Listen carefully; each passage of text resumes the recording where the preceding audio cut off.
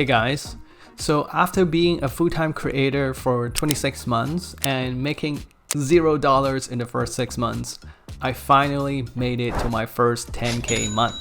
Well, in fact, it was 12K and it happened in December 2022. So first, I just want to say thank you to my wife because she has been really supportive, but I also want to say a big thank you to all of you who are supporting me on this journey. Well, first, I want to share how the 26 months went for me, and then I want to wrap up the video with like 5 key lessons that have really helped me to keep going, to keep growing steadily with my business. So my journey started in November 2020. At that time, I walked away from a funded startup that I was running because after 18 months of, intensive effort, we weren't able to get the growth we wanted. So I thought the best idea was actually to stop. And then at that point, I was actually quite lost because looking back in my career, I was able to build a lot of things next to founders. I was trying to lead things. But when I Googled Kevon Cheng, nothing showed up. It was a LinkedIn page and then maybe my personal website that is quite outdated. But I really didn't know what I achieved even though I worked so hard. So maybe because my first daughter was coming along at that time, I thought to myself of the idea of compounding, how I can be doing things that are more rewarding as I build on top of each other. So that's when I decided to write online. So in the last 2 years, I've been showing up every day. I've been creating content to help people. I've been getting into thousands of conversations to talk to people, whether they are just next to me or whether they are interested in building in public. Yeah, basically I was doing that day in, day out. And because my audience is global, I was doing that day and night as well. And I would not lie that the early days was actually difficult because I had no niche. I didn't know what I wanted to focus on.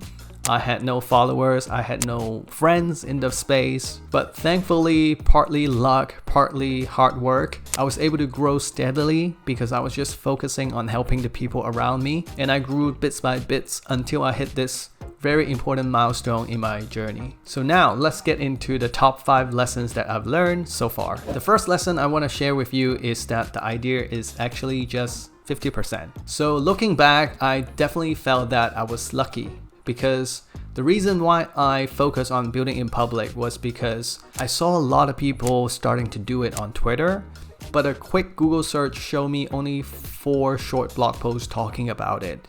So I was like, how come no one is teaching people how to break this down, how to adopt the mindset? So I thought it was a very attractive opportunity and it resonated really hard with my personal values.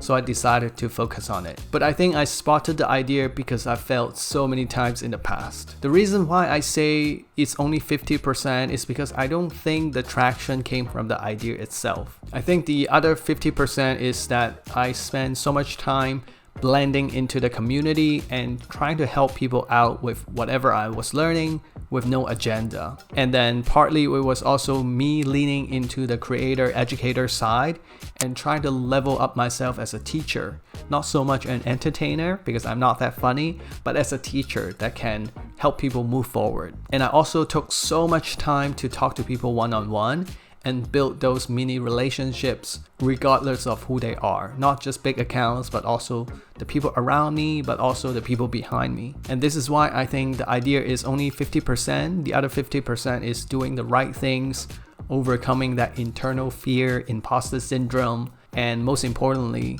knowing how to figure out the steps to get to the next stage. The second biggest lesson is that I'm not chasing short-term growth at all. So in my 2022 year in review blog post, I actually share all my numbers and I use a very specific metric called the trailing 12 months revenue. So instead of looking at monthly revenue, which would give me this short-term thinking mindset like, Kevon, you need to make 5,000 in May. Kevon, you need to reach 7,000 in July, that kind of mindset, which usually drive me to create more things and launch more things to sell to people. I don't like that. I focus on trailing 12 months revenue because it gives me a picture of, okay, this business or this adventure is actually a long-term thing. So I should really zoom out and look at things from an annual perspective.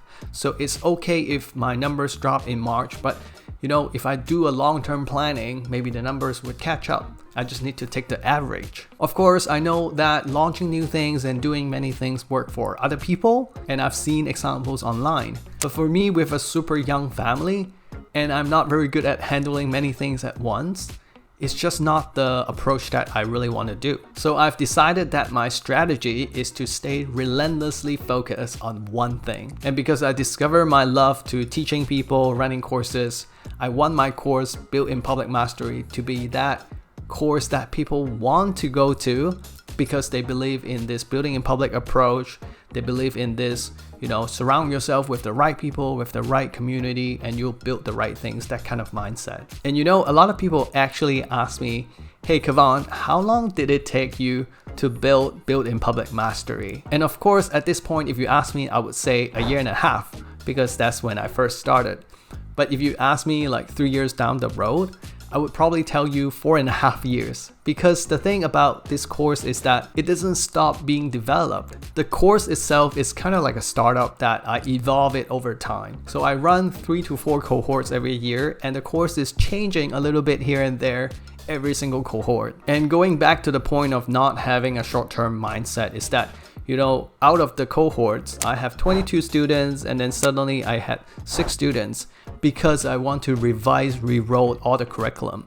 So I was able to take in and say, okay, let's pause at 6 students, and then I'm gonna test run this so that I can prepare for a better future. So I was okay to take a hit because I knew I'm planning for the future. So the third lesson is to stay grounded. So not the type that you would ground your kids at home because they do something naughty. But what I mean is to stay on your feet. So I know these days online, you see a lot of new coaching programs popping up, and that feels crazy. It feels like the next gold rush. But hear me out here. The truth is that I never thought about being a coach, honestly. I actually never imagined myself to be a teacher as well. But the idea of being a coach only came about because I ran so many cohorts of my course, and I realized that, some students, they're okay, 3 or 4 weeks, they are able to get that transformation, and then they can go out and conquer the world. But there are also students who actually need a bit more help figuring out the next step in a longer time frame, like 3 or 4 months. So for me, I was observing and I was working with people, and I thought, hey, that's actually a natural next step for me to launch something to help this small group of people out of my whole cohort. And there's one more thing. I know there are people with huge audiences and they're selling like video courses or something very passive. But for me, I actually enjoy the intimate relationship with people. So whenever I get on one-on-one calls, I'm like super excited because I want to learn about people's lives as well. So that hinted to me that I might be able to enjoy a coaching program as well. I know a lot of people at this point, they would look at me and say, hey Kavan, coaching is great, but it is not scalable. Like you cannot get to 7 figures with that. But to me, I want to stay grounded because at this point, I really don't care about getting to 7 figure. Like I just want to get to 6 figure, and I just think it's a natural next step for me to work on the coaching program to get to 6 figure and then figure out what's next. The fourth lesson is to track my profit and loss very closely. So again, I was really lucky because I actually studied business in university and then I became a software engineer. So that helped me with a couple of things. The first one is I actually study accounting as well, so I can easily create my own profit and loss and track my revenue, expenses, and profits. And my software engineering background actually allowed me to be really good at just figuring things out and do things on my own. And then I also had a bunch of startup experience where I saw the in and out of businesses. So I was really grateful about all these experiences because when I started this journey, I know a lot of creators focus on creating content and serving their audiences. But for me, I was tracking my finances from day one, even though the first 6 months was all zeros.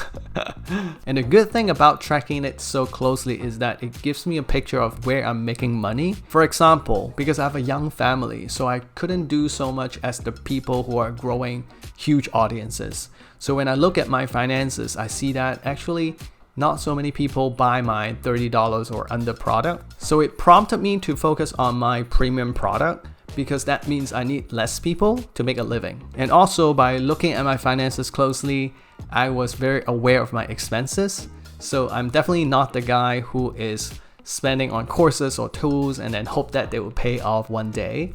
I'm very mindful so that I try to limit my expenses as much as possible. But when I have room, I would think about, okay, I have like an extra 1,000 that I can maybe reinvest in my branding project or my list building project or my, logo or my photo shoot.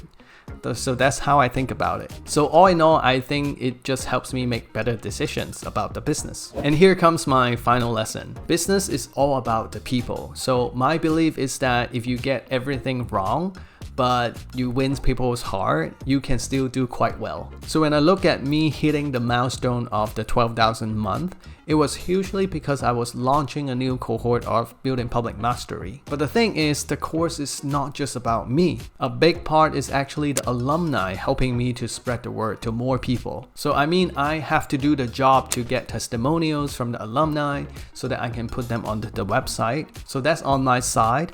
But I truly believe that the alumni out there, more than 100 of them, are spreading the good word about me and my course for me. And I'm really thankful because they're doing this with no obligation at all. And I think this is why word of mouth is so good.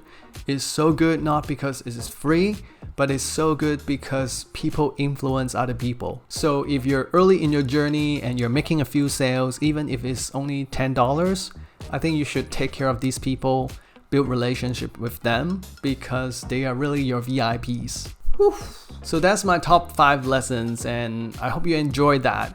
If you enjoy this type of, retrospective kind, I think you'll enjoy my 2022 year in review blog post because I spent so much time writing it, and I'll put it here so that you can access it. Check it out. If you learn a thing or two, let me know. Talk to me here or talk to me on Twitter. I'll appreciate you. So thank you so much for watching this long video. I know it is a lot, but I'll see you around.